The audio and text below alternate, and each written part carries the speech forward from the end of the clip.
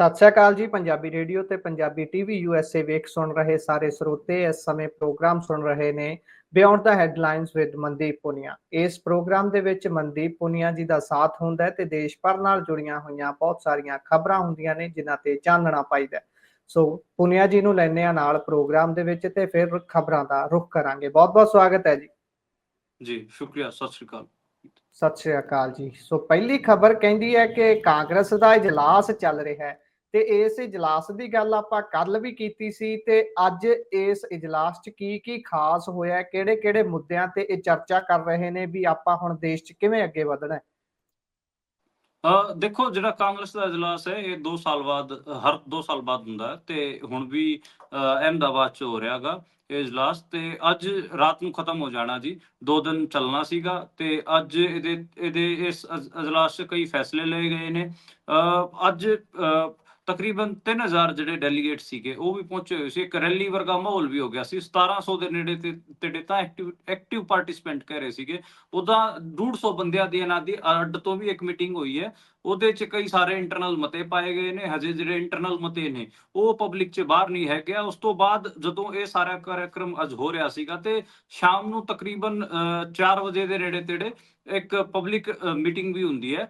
ਤੇ ਇਸ public meeting 'ਚ ਕਿਤੇ ਨਾ ਕਿਤੇ ਜਿਹੜੇ ਰਾਹੁਲ ਗਾਂਧੀ ਨੇ ਉਹ ਵੀ ਬੋਲਦੇ ਨੇ। ਉਹਨਾਂ ਤੋਂ ਪਹਿਲਾਂ ਜਿਹੜੇ ਮੱਲਿਕਾਰਜੁਨ ਖੜਗੇ ਨੇ ਉਹ ਵੀ ਆਪਣੀ ਗੱਲ ਰੱਖਦੇ ਨੇ। ਮੱਲਿਕਾਰਜੁਨ ਖੜਗੇ ਨੇ ਕਿਹਾ ਕਿ ਉਹਨਾਂ ਨੇ ਮੱਲਿਕਾਰਜੁਨ ਖੜਗੇ ਦੇ ਸਪੀਚ ਜਿਹੜੀ ਸਭ ਤੋਂ ਇੰਪੋਰਟੈਂਟ ਗੱਲ ਸੀਗੀ, ਉਹ ਇੰਪੋਰਟੈਂਟ ਗੱਲ ਇਹ ਸੀਗੀ ਕਿ ਉਹ ਈਵੀਐਮ ਨੂੰ ਕ੍ਰੈਡੀਬਲ ਨਹੀਂ ਮੰਨ ਰਹੇ ਤੇ ਕਹਿ ਰਹੇ ਨੇ ਕਿ ਈਵੀਐਮ ਰਾਹੀਂ ਚੋਣ ਕਰਾਉਣ ਦਾ ਕੋਈ ਫਾਇਦਾ ਨਹੀਂ। ਉਹਨਾਂ ਨੇ ਇਹ ਗੱਲ ਕਹੀ ਕਿ ਦੁਬਾਰੇ ਤੋਂ ਜਿਹੜੇ ਬੈਲਟ ਪੇਪਰ ਹੈਗਾ ਬੈਲਟ ਪੇਪਰ ਤੇ ਹੀ ਚੋਣ ਕਰਾਏ ਜਾਣ। ਇਹ ਗੱਲ ਉਹਨਾਂ ਨੇ ਰੱਖੀ। ਇਸ ਤੋਂ ਇਲਾਵਾ ਰਾਹੁਲ ਗਾਂਧੀ ਅਤੇ ਉਹਨਾਂ ਦੀ ਸਪੀਚ 'ਚ ਬਹੁਤ ਸਾਰੀਆਂ ਚੀਜ਼ਾਂ ਕਾਮਨ ਸੀਗੀਆਂ। ਉਹਨਾਂ ਨੇ ਮੱਲਿਕਾਰਜੁਨ ਖੜਗੇ ਨੇ ਕਿਹਾ ਕਿ ਜਿਹੜੇ ਕਾਂਗਰਸ ਦੇ ਪੁਰਜੇ ਕੰਮ ਨਹੀਂ ਕਰ ਰਹੇ, ਯਾਨੀ ਕਿ ਜਿਹੜੇ ਨੋਨ ਪਰਫਾਰਮਿੰਗ ਆਗੂ ਹੈਗੇ ਆ ਕਾਂਗਰਸ ਦੇ, ਉਹਨਾਂ ਨੂੰ ਰਿਟਾਇਰ ਹੋ ਜਾਣਾ ਚਾਹੀਦਾ ਹੈ। ਉਹਨਾਂ ਨੂੰ ਪਾਰਟੀ ਛੱਡ ਦੇਣੀ ਚਾਹੀਦੀ। ਇੱਥੇ ਉਹੀ ਰਹੂਗਾ ਜੀ ਜਿਹੜਾ ਕੰਮ ਕਰੂਗਾ। ਇਹ ਗੱਲ ਉਹਨਾਂ ਨੇ ਕਹੀ। ਬਾਕੀ ਰਾਹੁਲ ਗਾਂਧੀ ਨੇ ਵੀ ਇਹ ਗੱਲ ਕਹੀ ਕਿ ਜਿਹੜੇ ਅਸੀਂ ਆਪਣਾ ਜਿਹੜਾ ਸੰਗਠਨ ਹੈ ਹੁਣ ਡਿਸਟ੍ਰਿਕਟ ਪ੍ਰੈਜ਼ੀਡੈਂਟ ਤੱਕ ਲੈ ਕੇ ਜਾ ਰਹੇ ਆ। ਜਿਹੜੀਆਂ ਟਿਕਟਾਂ ਦਾ ਵੰਡਵਾਰਾ ਹੋਊਗਾ ਅੱਗੇ ਤੋਂ ਉਹਦੇ 'ਚ ਅਸੀਂ ਡਿਸਟ੍ਰਿਕਟ ਪ੍ਰੈਜ਼ੀਡੈਂਟ ਦੀ ਵੀ ਰਾਏ ਲਿਆ ਕਰਾਂਗੇ। ਇਹੀ ਗੱਲ ਮੱਲਿਕਾਰਜੁਨ ਖੜਗੇ ਨੇ ਵੀ ਕਹੀ ਕਿ ਅਸੀਂ ਡਿਸਟ੍ਰਿਕਟ ਵਾਈਜ਼ ਆਪਣੀ ਕਾਂਗਰਸ ਦੀਆਂ ਯੂਨਿਟਾਂ ਬਣਾਉਣੀਆਂ ਨੇ ਤੇ ਜਿਹੜਾ ਸਾਡਾ ਡਿਸਟ੍ਰਿਕਟ ਪ੍ਰੈਜ਼ੀਡੈਂਟ ਹੋਊਗਾ ਉਹ ਇੱਕ ਅਹਿਮ ਇੱਕ ਹਿਸਾਬ 'ਚ ਅਹਿਮ ਅਹੁਦੇਦਾਰ ਹੋਊਗਾ ਤੇ ਬਹੁਤ ਇੰਪੋਰਟੈਂਟ ਸਾਡੇ ਵਾਸਤੇ ਉਹ ਹੋਊਗਾ। ਇਹ ਗੱਲ ਕਹੀ ਜਾ ਰਹੀ ਹੈ ਜੀ ਅੱਜ ਦੋਵਾਂ ਵੱਲੋਂ। ਬਾਕੀ ਜਿਹੜਾ ਮੇਨ ਫੋਕਸ ਰਿਹਾ ਰਾਹੁਲ ਗਾਂਧੀ ਦੀ ਸਪੀਚ ਦਾ ਉਹ ਓਬੀਸੀ, ਦਲਿਤ, ਆਦੀਵਾਸੀ ਤੇ ਮਾਈਨੋਰਿਟੀਜ਼ ਤੇ ਜ਼ਿਆਦਾ ਰਿਹਾ।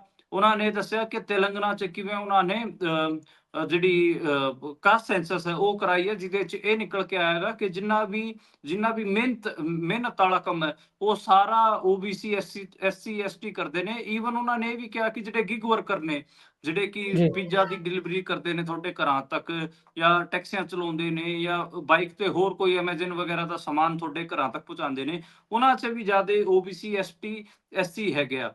ਤੇ ਉਹਨਾਂ ਨੇ ਕਿਹਾ ਕਿ ਜਦੋਂ ਦੇਸ਼ 'ਚ ਜਿਹੜੀ ਰੀਅਲ ਗਰੋਥ ਦਾ ਪਹੀਆ ਹੈਗਾ ਉਹ ਇਹ ਲੋਕ ਕਮਾ ਰਹੇ ਨੇ ਤੇ ਆਪਣਾ ਜਿਹੜਾ ਸਿਸਟਮ ਹੈ ਇਹਨਾਂ ਨਾਲ ਹੀ ਧੋਖਾਧੜੀ ਕਰ ਰਿਹਾ ਗਾ। ਇਹਨਾਂ ਨੂੰ ਹੀ ਇਹਨਾਂ ਦੇ ਪੂਰੇ ਹੱਕ ਨਹੀਂ ਮਿਲਦੇਗੇ। ਜੇ ਸਾਡੀ ਸਰਕਾਰ ਆਈ ਤੇ ਅਸੀਂ ਕਾਸਟ ਸੈਂਸਸ ਪੂਰੇ ਮੁਲਕ 'ਚ ਵੀ ਕਰਾਵਾਂਗੇ ਤੇ ਅਸੀਂ ਉਹਨਾਂ ਦੇ ਜਿਹੜੇ ਬਣਦੇ ਹੱਕ ਹੈਗੇ ਉਹ ਵੀ ਦੇਵਾਂਗੇ। ਇਹ ਗੱਲ ਉਹਨਾਂ ਨੇ ਕਹੀ। ਬਾਕੀ ਉਹਨਾਂ ਨੇ ਜਿਹੜਾ ਵਕਫ ਬੋਰਡ ਹੈਗਾ ਉਹਨੂੰ ਅਨਕਨਸਟੀਟਿਊਸ਼ਨ, ਜਿਹੜਾ ਨਵਾਂ ਵਕਫ ਬਿੱਲ ਪਾਸ ਹੋਇਆਗਾ ਲੋਕ ਸਭਾ ਤੇ ਰਾਜ ਸਭਾ 'ਚ, ਉਹਨਾਂ ਨੂੰ ਉਸ ਨੂੰ ਅਨਕਨਸਟੀਟਿਊਸ਼ਨ ਕਰਾਰ ਦਿੱਤਾ ਜੀ। ਇਸ ਤੋਂ ਇਲਾਵਾ ਉਹਨਾਂ ਨੇ ਕਿਹਾ ਕਿ ਜਿਹੜੇ ਕੱਲ ਵੀ ਆਪਾਂ ਗੱਲ ਹੋ ਰਹੀ ਸੀ ਕਿ ਉਹਨਾਂ ਨੇ ਕਿਹਾ ਕਿ ਆਰਐਸਐਸ ਨਾਲ ਸਾਡੀ ਸਿੱਧੀ ਟੱਕਰ ਹੈਗੀ ਆ। ਆਰਐਸਐਸ ਨੇ ਰਾਮਲੀਲਾ ਮੈਦਾਨ 'ਚ ਇੰਡੀਆ ਦੇ ਕਨਸਟੀਟਿਊਸ਼ਨ ਨੂੰ ਸਾੜਿਆ ਸੀਗਾ ਤੇ ਇਹ ਤਾਂ ਇਸ ਕਨਸਟੀਟਿਊਸ਼ਨ ਨੂੰ ਮੰਨਦੇ ਹੀ ਨਹੀਂ। ਜਿਹੜਾ ਇੰਡੀਅਨ ਕਨਸਟੀਟਿਊਸ਼ਨ ਹੈ ਇਹ ਤਾਂ ਕਾਂਗਰਸ ਦੀ ਜਿਹੜੀ ਮੂਲ ਆਈਡੀਓਲੋਜੀ ਹੈ ਉਹਦੇ ਅਕੋਰਡਿੰਗ ਬਣਿਆ ਹੋਇਆ, ਕਿਉਂਕਿ ਆਜ਼ਾਦੀ ਦੇ ਅੰਦੋਲਨ 'ਚ ਕਾਂਗਰਸ ਇੱਕ ਵੱਡੀ ਧਿਰ ਦੇ ਬਤੌਰ ਮੌਜੂਦ ਸੀ। ਤੇ ਉਹਨਾਂ ਨੇ ਕਿਹਾ ਕਿ ਇਹ ਕਨਸਟੀਟਿਊਸ਼ਨ 'ਚ ਜਿੰਨੀਆਂ ਵੀ ਗੱਲਾਂ ਨੇ ਉਹ ਸਾਰੀਆਂ ਕਿਤੇ ਨਾ ਕਿਤੇ ਇਹਨਾਂ ਦੀ ਆਈਡੀਓਲੋਜੀ ਨਾਲ ਮੇਲ ਨਹੀਂ ਖਾਂਦੀਆਂ, ਇਸ ਕਰਕੇ ਇਹ ਇਸ ਨੂੰ ਬਦਲਣਗੇ। ਅਸੀਂ ਇੰਡੀਅਨ ਕਨਸਟੀਟਿਊਸ਼ਨ ਨੂੰ ਬਦਲਣ ਨਹੀਂ ਦੇਣਾ, ਅਸੀਂ ਉਹਦੀ ਰਾਖੀ ਕਰਨੀ ਹੈ ਜੀ। ਇਹ ਗੱਲ ਰਾਹੁਲ ਗਾਂਧੀ ਨੇ ਕਹੀ। ਇਸ ਤੋਂ ਇਲਾਵਾ ਇੱਕ ਦੋ ਚੀਜ਼ਾਂ ਹੋਰ ਕਹੀਆਂ ਉਹਨਾਂ ਨੇ। ਉਹਨਾਂ ਨੇ ਕਿ ਕਈਆਂ ਆਰਗੇਨਾਈਜ਼ਰ ਦਾ ਹਵਾਲਾ ਦਿੰਦਿਆਂ ਉਹਨਾਂ ਨੇ ਕਿਹਾ ਜਿਹੜਾ ਆਰਐਸਐਸ ਦਾ ਮੁੱਖ ਪੱਤਰ ਹੈਗਾ, ਯਾਨੀ ਕਿ ਆਰਐਸ ਦੀ ਜਿਹੜੀ ਮੈਗਜ਼ੀਨ ਹੈ, ਉਹਨੇ ਕ੍ਰਿਸਚਨਾਂ ਬਾਰੇ ਕਹੀ ਸੀ ਕਿ ਅਸੀਂ ਹੁਣ ਜਿਹੜਾ ਅਗਲਾ ਨੰਬਰ ਹੈਗਾ ਉਹ ਕ੍ਰਿਸਚਨਾਂ ਦਾ ਹੈਗਾ, ਤੇ ਉਹਨਾਂ ਨੇ ਉਸ ਗੱਲ ਨੂੰ ਵੀ ਹਾਈਲਾਈਟ ਕੀਤਾ ਤੇ ਕਿਹਾ ਕਿ ਹੁਣ ਪਹਿਲਾਂ ਤਾਂ ਇਹਨਾਂ ਨੇ ਮੁਸਲਮਾਨਾਂ ਤੇ ਅਟੈਕ ਕੀਤਾ, ਹੁਣ ਇਹ ਕ੍ਰਿਸਚਨਾਂ ਤੇ ਕਰਨਗੇ, ਉਸ ਤੋਂ ਬਾਅਦ ਸਿੱਖਾਂ ਤੇ ਵੀ ਜਾਣਗੇ। ਇਹ ਗੱਲਾਂ ਮੋਟੀਆਂ-ਮੋਟੀਆਂ ਹੋਈਆਂ ਜੀ ਅੱਜ ਉਸ ਅਜਲਾਸ 'ਚ। ਜਿਹੜੇ ਇੰਟਰਨਲ ਮਤੇ ਨੇ ਉਹ ਹਜੇ ਪਤਾ ਨਹੀਂ ਚੱਲ ਰਿਹਾ ਕਿ ਕੀ ਉਹਦੇ 'ਚ ਇੰਟਰਨਲ ਮਤੇ ਪਾਏ ਗਏ ਹੈਗੇ ਆ। ਉਹਨਾਂ ਨੇ ਜਿਹੜਾ ਜੀ ਟਰੰਪ ਤੇ ਟੈਰਿਫ ਵਾਲੀ ਗੱਲ ਵੀ ਕਹੀ ਤੇ ਕਿਹਾ ਕਿ ਇਹ ਜਿਹੜਾ ਨਰਿੰਦਰ ਮੋਦੀ ਹੈ ਉਹਦੇ ਮਤਲਬ ਕਿਤੇ ਨਾ ਕਿਤੇ ਉਹਦੀ ਜਿਹੜੀ ਫੋਰਨ ਪਾਲਿਸੀ ਹੈਗੀ ਆ ਉਹ ਜਿਹੜੇ ਦੂਜੇ ਮੁਲਕ ਹੈਗੇ ਆ ਉਹਨਾਂ ਦੇ ਰਾਸ਼ਟਰਪਤੀਆਂ ਦੇ ਕਦਮਾਂ 'ਚ ਲਿਟ ਜਾਣ ਦੀ ਇਹਨਾਂ ਦੀ ਉਹ ਹੈਗੀ ਆ ਫੋਰਨ ਪਾਲਿਸੀ। ਇਹ ਗੱਲ ਕਹੀ ਉਹਨਾਂ ਨੇ। ਬੰਗਲਾਦੇਸ਼ ਦਾ ਹਵਾਲਾ ਵੀ ਦਿੱਤਾ ਕਿ ਬੰਗਲਾਦੇਸ਼ ਨੇ ਕਿਵੇਂ ਐਂਟੀ ਇੰਡੀਆ ਗੱਲ ਕਰ ਰਿਹਾ ਹੈਗਾ ਜੀ, ਚੀਨ ਦੇ ਹਵਾਲੇ ਨਾਲ, ਪਾਕਿਸਤਾਨ ਦੇ ਹਵਾਲੇ ਨਾਲ। ਕੱਲ ਵੀ ਆਪਾਂ ਖਬਰ ਕੀਤੀ ਸੀ ਕਿਵੇਂ ਬੰਗਲਾਦੇਸ਼ ਨੇ ਜਿਹੜਾ ਮੋਂਗਲਾ 에ਅਰਪੋਰਟ ਹੋ ਗਿਆ ਜਾਂ ਫਿਰ ਉਹ ਜਿਹੜਾ ਇੱਕ ਹਵਾਈ ਬੇਸ ਹੈਗਾ ਉਹ ਪਾਕਿਸਤਾਨ ਨੂੰ ਤੇ ਚੀਨ ਨੂੰ ਦੇਤਾ। ਇਸ ਬਾਰੇ ਆਪਣੀ ਗੱਲ ਵੀ ਹੋ ਚੁੱਕੀ ਹੈ ਤੇ ਇਹ ਉਹ ਗੱਲਾਂ ਉਹਨਾਂ ਨੇ ਹਾਈਲਾਈਟ ਕੀਤੀਆਂ। ਉਹਨਾਂ ਨੇ ਕਿਹਾ ਕਿ ਜਿਹੜੀ ਆਰਐਸਐਸ ਦੀ ਵਿਚਾਰਧਾਰਾ 'ਚ ਤੇ ਸਾਡੀ ਵਿਚਾਰਧਾਰਾ 'ਚ ਇਹ ਫਰਕ ਹੈ। ਸਾਡੀ ਜਿਹੜੀ ਵਿਚਾਰਧਾਰਾ ਉਹ ਬੁੱਧ ਦੀ, ਕਬੀਰ ਦੀ, ਨਾਨਕ ਦੀ, ਬਾਸਵ ਦੀ ਵਿਚਾਰਧਾਰਾ ਹੈ, ਜਿਹਦੇ ਤੇ ਹਮਲਾ ਕਰ ਰਹੇ ਨੇ ਉਹਨਾਂ ਦੀ ਮਨੂ ਵਾਲੀ ਵਿਚਾਰਧਾਰਾ ਹੈਗੀ ਆ। ਉਹਨਾਂ ਨੇ ਕਿਹਾ ਕਿ ਜਿਹੜੀ ਇੰਡੀਅਨ ਕਨਸਟੀਟਿਊਸ਼ਨ ਹੈ ਇਹਦੀ ਇੱਕ ਲੰਬੀ ਇੱਕ ਸਿਰਫ 70-80 ਸਾਲ ਪੁਰਾਣਾ ਨਹੀਂ ਹੈਗਾ, ਇਹਦਾ ਇੱਕ ਲੰਬਾ ਪਿਛੋਕੜ ਹੈਗਾ ਜੀ। ਉਹਦੇ 'ਚ ਉਹਨਾਂ ਨੇ ਬੁੱਧ, ਕਬੀਰ, ਨਾਨਕ, ਬਾਸਵ ਇਹ ਸਾਰਿਆਂ ਦੀ ਆਈਡੀਓਲੋਜੀ ਨੂੰ ਗਣਾਇਆ ਤੇ ਉਸ ਤੋਂ ਬਾਅਦ ਆਪਣੀ ਗੱਲ ਕਹਿਣ ਦੀ ਕੋਸ਼ਿਸ਼ ਕੀਤੀ। ਉਹਨਾਂ ਨੇ ਅਡਾਨੀ ਅੰਬਾਨੀ ਦਾ ਵੀ ਜ਼ਿਕਰ ਕੀਤਾ ਤੇ ਮੋਟਾ ਇਹ ਜਿਹੜੀ ਗੱਲਾਂ ਲਗਾਤਾਰ ਰਾਹੁਲ ਗਾਂਧੀ ਬੋਲਦੇ ਨੇ ਉਹਨਾਂ ਨੂੰ ਹੀ ਉਹਨਾਂ ਨੇ ਇੱਕ ਚੰਗੇ ਵੇ ਨਾਲ ਫਰੇਮ ਕਰਕੇ ਅੱਜ ਆਪਣੀ ਗੱਲ ਰੱਖੀ ਹੈਗੀ ਆ। ਸਭ ਤੋਂ ਮੇਨ ਗੱਲ ਹੈਗੀ ਆ ਕਿ ਇੰਟਰਨਲ ਮਤੇ ਕੀ ਪਏ ਨੇ, ਉਹ ਤੋਂ ਹੀ ਪਤਾ ਲੱਗੂਗਾ ਕਿ ਕਾਂਗਰਸ ਪਾਰਟੀ ਅੱਗੇ ਕਿਵੇਂ ਫਾਈਟ ਕਰਨ ਜਾ ਰਹੀ ਹੈ। ਤਾਂ ਜੀ ਪਬਲਿਕਲੀ ਆਪਣੇ ਆਪ ਨੂੰ ਪ੍ਰੈਜ਼ੈਂਟ ਕਰਨ ਵਾਲੀ ਗੱਲਾਂ ਹੋ ਗਈਆਂ, ਮਾਸਿਸ ਨੂੰ ਐਡਰੈਸ ਕਰਨ ਵਾਲੀਆਂ ਗੱਲਾਂ ਹੋ ਗਈਆਂ, ਜਿਹੜੀ ਕਿ ਉਹ ਸਾਰੇ ਟੀਵੀ ਚੈਨਲਾਂ ਤੇ ਵੀ ਉਹਨਾਂ ਦਾ ਜਿਹੜਾ ਸਪੀਚ ਸੀਗਾ ਉਹ ਟੈਲੀਕਾਸਟ ਹੋ ਰਿਹਾ ਸੀਗਾ। ਪਰ ਮੇਨ ਗੱਲ ਤਾਂ ਇਹ ਹੈ ਕਿ ਉੱਥੇ ਜਿਹੜੇ ਇੰਟਰਨਲ ਮਤੇ ਨੇ ਉਹਨਾਂ 'ਚ ਜਿਵੇਂ ਉਹ ਦਾਅਵਾ ਕਰ ਰਹੇ ਨੇ ਕਿ ਅਸੀਂ ਡਿਸਟ੍ਰਿਕਟ ਪ੍ਰੈਜ਼ੀਡੈਂਟਾਂ ਨੂੰ ਮਜ਼ਬੂਤ ਬਣਾਵਾਂਗੇ, ਉਹਦੇ ਤੇ ਕਿੰਨਾ ਕੰਮ ਹੋਊਗਾ ਇਹ ਗੱਲ ਦੇਖਣ ਵਾਲੀ ਹੈ ਕਿ ਕਾਂਗਰਸ ਆਪਣਾ ਗਰਾਊਂਡ ਲੈਵਲ ਤੇ ਸੰਗਠਨ ਖੜਾ ਕਰ ਪਾਊਗੀ ਜਿਹੜਾ ਕਿ ਆਰਐਸਐਸ ਬੀਜੇਪੀ ਨੂੰ ਟੱਕਰ ਦੇ ਸਕਦਾ ਹੈ। ਇਹ ਗੱਲਾਂ ਹੁਣ ਅੱਗੇ ਆਪਾਂ ਨੂੰ ਦੇਖਣ ਨੂੰ ਮਿਲਣਗੀਆਂ ਕਿ ਮਤਲਬ ਇਹ ਹਜੇ ਉਹਨਾਂ ਦੇ ਮਤਿਆਂ 'ਚ ਹੀ ਹੈਗੀ ਆ, ਉਹਨਾਂ ਦੀਆਂ ਗੱਲਾਂ 'ਚ ਹੀ ਹੈਗੀ ਆ, ਫਿਰ ਉਹਨੂੰ ਗਰਾਊਂਡ ਰਿਐਲਿਟੀ ਵੀ ਬਣਾਉਣਗੇ। ਇਹ ਅੱਗੇ ਆਪਾਂ ਨੂੰ ਪਤਾ ਲੱਗੂਗਾ ਜੀ। ਜੀ, ਸੋ ਵੇਖਦੇ ਹਾਂ ਬਣਦਾ ਕੀ ਹੈ, ਕਿਉਂਕਿ ਇਹਨਾਂ ਦੇ ਵੱਲੋਂ ਗੱਲਾਂ ਜ਼ਿਆਦਾ ਕੀਤੀਆਂ ਜਾਂਦੀਆਂ ਨੇ ਪਰ ਇਲੈਕਸ਼ਨਾਂ ਦੇ ਨੇੜੇ ਆਉਂਦੇ ਪਤਾ ਨਹੀਂ ਕੀ ਹੋ ਜਾਂਦਾ ਹੈ ਤੇ ਆਪਸੀ ਪਾਟੋ ਧਾੜ ਦੇ ਸ਼ਿਕਾਰ। ਜੇ ਪੰਜਾਬ ਦੀ ਗੱਲ ਕਰੀਏ ਤਾਂ ਹੋਰ ਗਵਾਂਢੀ ਸੂਬਿਆਂ ਦੀ ਵੀ ਗੱਲ ਕਰੀਏ ਉੱਥੇ ਐਂ ਹੀ ਹੁੰਦਾ ਹੈ। ਪਰ ਅਗਲੀ ਖਬਰ ਤੇ ਚੱਲੀਏ ਜੀ, ਉਧਰ ਬੰਗਾਲ ਵਾਲੀ ਬੀਬੀ ਖੜ ਗਈ ਲੱਤ ਡਾ ਕੇ ਕੇਂਦਰ ਦੇ ਖਿਲਾਫ, ਕਹਿੰਦੀ ਲਓ ਵਕਫ ਬਿੱਲ ਇੱਥੇ ਨਹੀਂ ਲਾਗੂ ਹੋਊਗਾ, ਧਰਮ ਦੇ ਨਾਂ ਤੇ ਸਿਆਸਤ ਨਹੀਂ ਹੋਣ ਦਿੰਦੀ। ਅਗਲੀ ਪਾਇਓ ਚਾਨਣ। ਹਾਂਜੀ, ਜਿਹੜੇ ਬੰਗਾਲ ਦੀ ਮੁੱਖ ਮੰਤਰੀ ਹੈਗੀ ਆ ਮਮਤਾ ਬੈਨਰਜੀ, ਉਹ ਲਗਾਤਾਰ ਵਕਫ ਬਿੱਲ ਦਾ ਵਿਰੋਧ ਕਰ ਰਹੀ ਹੈ। ਬੰਗਾਲ 'ਚ ਅੱਡ-ਅੱਡ ਥਾਵਾਂ ਤੇ ਪ੍ਰੋਟੈਸਟ ਵੀ ਹੋ ਰਹੇ ਨੇ। ਕੱਲ ਵੀ ਆਪਾਂ ਜ਼ਿਕਰ ਕੀਤਾ ਸੀਗਾ ਕਿ ਪੱਛਮ ਬੰਗਾਲ 'ਚ ਬਹੁਤ ਸਾਰੇ ਵਕਫ ਬਿੱਲ ਦੇ ਉਲਟ ਪ੍ਰੋਟੈਸਟ ਹੋਏ ਨੇ ਤੇ ਹੁਣ ਵੀ ਆਪਾਂ ਨੂੰ ਇਹ ਖਬਰ ਦੇਖਣ ਨੂੰ ਮਿਲੀ ਹੈਗੀ ਆ। ਤੇ ਜਿਹੜੇ ਪੱਛਮ ਬੰਗਾਲ 'ਚ ਬੀਜੇਪੀ ਦੇ ਆਗੂ ਨੇ ਸੁਵਿੰਦੂ ਅਧਿਕਾਰੀ, ਉਹਨਾਂ ਨੇ ਮਮਤਾ ਬੈਨਰਜੀ ਨੂੰ ਫਰਜ਼ੀ ਹਿੰਦੂ ਕਿਹਾ ਹੈਗਾ ਕਿ ਇਹ ਤਾਂ ਫਰਜ਼ੀ ਹਿੰਦੂ ਹੈ, ਇਸ ਕਰਕੇ ਇੱਥੇ ਵਕਫ ਬਿੱਲ ਲਾਗੂ ਨਹੀਂ ਹੋਣ ਦੇ ਰਹੀ। ਮਤਲਬ ਫਿਰ ਇਹ ਤਾਂ ਵਕਫ ਬਿੱਲ ਨਾਲ ਕੀ ਮਤਲਬ ਵਕਫ ਬਿੱਲ ਅਤੇ ਹਿੰਦੂ ਦਾ ਕੀ ਰਿਲੇਸ਼ਨ ਹੈਗਾ? ਮਤਲਬ ਇਹ ਤਾਂ ਮੁਸਲਮਾਨਾਂ ਨਾਲ ਰਿਲੇਟਡ ਹੈ, ਤੁਸੀਂ ਫਿਰ ਮਮਤਾ ਬੈਨਰਜੀ ਨੂੰ ਕਿਉਂ ਫਰਜ਼ੀ ਹਿੰਦੂ ਕਹਿ ਰਹੇ ਹੋ? ਮਤਲਬ ਅਸਲੀ ਹਿੰਦੂ ਉਹੀ ਹੋਊਗਾ ਜਿਹੜਾ ਮੁਸਲਮਾਨਾਂ ਤੇ ਉਹ ਜਿਹੜਾ ਨਕਲੀ ਜਿਹਾ ਬਿੱਲ ਤੁਸੀਂ ਪਾਸ ਕਰਾਇਆ ਉਹਨੂੰ ਥੋਪੂਗਾ। ਇਹ ਮਤਲਬ ਤੁਹਾਡੀਆਂ ਗੱਲਾਂ ਤੋਂ ਤਾਂ ਇਹ ਲੱਗ ਰਿਹਾ ਹੈਗਾ ਬੀਜੇਪੀ ਬੇਸਿਕਲੀ ਇਹਨੂੰ ਆਖਰ 'ਚ ਇਸ ਲੜਾਈ ਨੂੰ ਕੋਈ ਸੁਧਾਰ ਮੁਸਲਮਾਨਾਂ ਦੇ ਵਕਫ ਬੋਰਡ ਦੇ ਸੁਧਾਰ ਤਹਿਤ ਨਹੀਂ ਲੈ ਕੇ ਆ ਰਹੀ ਨੂੰ। ਇਹ ਆਖਰ 'ਚ ਇਹਨੂੰ ਹਿੰਦੂ ਮੁਸਲਮਾਨ ਦੀ ਲੜਾਈ ਬਣਾਉਣ ਤੇ ਹੀ ਉਹ ਅੱਗੇ ਵਧੂਗੀ। ਇਸੇ ਕਰਕੇ ਮਮਤਾ ਬੈਨਰਜੀ ਹੋਰੀ ਇਹਦਾ ਵਿਰੋਧ ਕਰ ਰਹੇ ਨੇ। ਜਿੰਨੇ ਵੀ ਸੈਕੂਲਰ ਧੜੇ ਨੇ ਉਹ ਤਾਂ ਲਗਾਤਾਰ ਖੜ ਕੇ ਇਸ ਬਿੱਲ ਦਾ ਵਿਰੋਧ ਕਰ ਰਹੇ ਨੇ। ਤਾਮਿਲਨਾਡੂ 'ਚ ਵੀ ਆਪਾਂ ਨੂੰ ਵਿਰੋਧ ਦੇਖਣ ਨੂੰ ਮਿਲਿਆ ਸੀਗਾ ਤੇ ਹੁਣ ਪੱਛਮ ਬੰਗਾਲ 'ਚ ਮਮਤਾ ਬੈਨਰਜੀ ਵੀ ਲਗਾਤਾਰ ਇਹਦੇ ਉਲਟ ਖੜੀ ਹੈਗੀ ਆ। ਹਾਲਾਂਕਿ ਇੱਕ ਗੱਲ ਹੋਰ ਮੈਂ ਤੁਹਾਨੂੰ ਦੱਸ ਦਿਆਂ, ਸੁਪਰੀਮ ਕੋਰਟ 'ਚ ਜਿਹੜੀਆਂ ਪਟੀਸ਼ਨਾਂ ਪਾਈ ਜਾ ਰਹੀਆਂ ਨੇ ਉਹਨਾਂ ਦੀ ਸੰਖਿਆ ਹੁਣ 12 ਹੋ ਗਈ ਹੈ। 12 ਪਟੀਸ਼ਨਾਂ ਇਸ ਬਿੱਲ ਦੇ ਉਲਟ ਪੈ ਗਈਆਂ ਨੇ। ਹੁਣ ਦੇਖਦੇ ਹਾਂ ਕਿ ਅੱਗੇ ਬਣਦਾ ਕੀ ਹੈ ਜੀ। ਜੀ, ਸੋ ਅਗਲੀ ਖਬਰ ਤੇ ਜੇਕਰ ਚੱਲੀਏ ਤਾਂ ਬਿਹਾਰ ਦੇ ਵਿੱਚ ਬਿਜਲੀ ਡਿੱਗਣ ਨਾਲ 10 ਲੋਕਾਂ ਦੀ ਮੌਤ ਹੋ ਗਈ ਹੈ। ਉਧਰ ਐਮਪੀ ਰਾਜਸਥਾਨ ਦੇ ਵਿੱਚ ਹੀਟ ਵੇਵ ਚੱਲ ਰਹੀ ਹੈ ਤੇ ਦਿੱਲੀ 'ਚ 15 ਸਾਲ ਦਾ ਰਿਕਾਰਡ ਤੋੜਤਾ ਪਾ ਰਹੇ ਨੇ।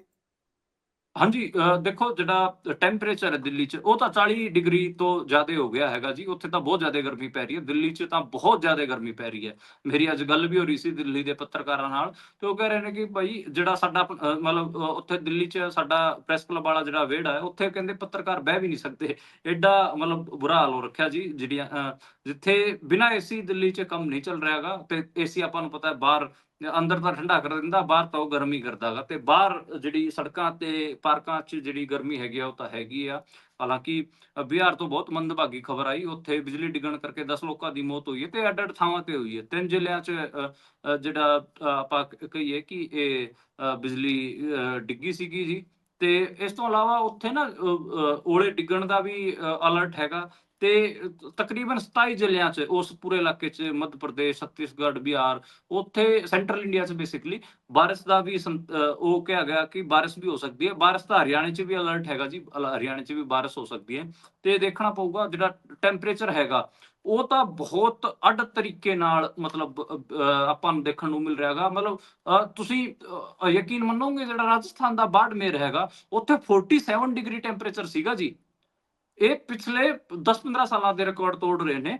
ਤੇ ਅਪ੍ਰੈਲ 'ਚ ਇੰਨਾ ਟੈਂਪਰੇਚਰ ਕਦੇ ਨਹੀਂ ਹੁੰਦਾ ਸੀ। ਆਪਾਂ ਪਹਿਲਾਂ ਵੀ ਗੱਲ ਕਰ ਚੁੱਕੇ ਹਾਂ। ਇਹ ਜਿਹੜਾ ਮਈ ਮਹੀਨੇ ਵਾਲਾ ਟੈਂਪਰੇਚਰ ਹੁਣ ਆਪਾਂ ਨੂੰ ਅਪ੍ਰੈਲ 'ਚ ਦੇਖਣ ਨੂੰ ਮਿਲ ਰਿਹਾ ਹੈਗਾ। ਤੇ ਉੱਥੇ ਮਤਲਬ ਤੁਸੀਂ ਇਹ ਲਾ ਕੇ ਚੱਲੋ ਕਿ 47 ਡਿਗਰੀ ਕਿਹਨੂੰ ਕਹਿੰਦੇ। 47 ਡਿਗਰੀ ਆਪਾਂ ਮਈ ਮਹੀਨੇ 'ਚ ਦੇਖਦੇ ਸੀਗੇ, ਹੁਣ ਇੱਥੇ ਤਾਂ ਅਪ੍ਰੈਲ 'ਚ ਹੀ ਐਡਾ ਟੈਂਪਰੇਚਰ, ਐਡੀ ਗਰਮੀ ਪੈ ਰਹੀ ਹੈ ਜੀ। ਦਿੱਲੀ 'ਚ 40 ਡਿਗਰੀ ਹੋ ਰੱਖਿਆ ਹੈਗਾ ਜੀ। ਤੇ ਤੁਸੀਂ ਹਿਸਾਬ ਲਾਓ ਕਿ ਜੂਨ ਮਹੀਨਾ ਤੇ ਮਈ ਮਹੀਨਾ ਕਿਵੇਂ ਦਾ ਰਹੂਗਾ। ਇੰਡੀਆ ਦੇ ਵਿੱਚ ਖਾਸੀ ਹੀਟ ਵੇਵ ਚੱਲਣ ਦੇ ਆਸਾਰ ਨੇ। ਜਿਵੇਂ ਪਹਿਲਾਂ ਤਕਰੀਬਨ 5-7 ਦਿਨ ਹੀਟ ਵੇਵ ਦੇ ਹੁੰਦੇ ਸੀ, ਇਸ ਵਾਰ ਮੈਨੂੰ ਲੱਗ ਰਿਹਾ ਹੈਗਾ ਘੱਟੋ ਘੱਟ 20-22 ਦਿਨ ਹੀਟ ਵੇਵ ਚੱਲਣਗੀਆਂ। ਯਾਨੀ ਕਿ ਜਿਹਨੂੰ ਆਪਾਂ ਪੰਜਾਬੀ ਹਰਿਆਣਵੀ 'ਚ ਲੂ ਕਹਿੰਦੇ ਆ, ਲੂ ਤਕਰੀਬਨ 20-22 ਦਿਨ ਚੱਲਣਗੀਆਂ।